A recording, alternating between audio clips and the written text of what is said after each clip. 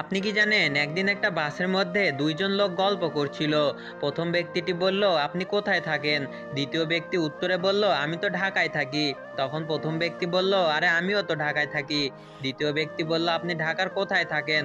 প্রথম ব্যক্তিটি বলল, আমি মোহাম্মদপুরে থাকি। দ্বিতীয় ব্যক্তিটি বলল, আরে আমিও তো মোহাম্মদপুরে থাকি। প্রথম ব্যক্তি বলল, মোহাম্মদপুর কয় নাম্বার রোডে থাকেন?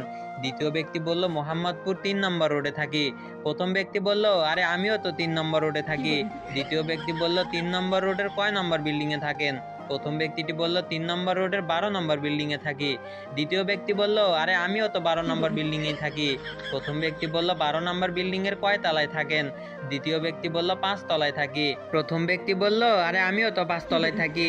পাশে থাকা এক লোক বলে উঠলো, আরে ভাই, আপনারা তো একই বিল্ডিং এর একই ফ্লোরে থাকেন, অথচ একজন আরেকজনকে চিনেন না।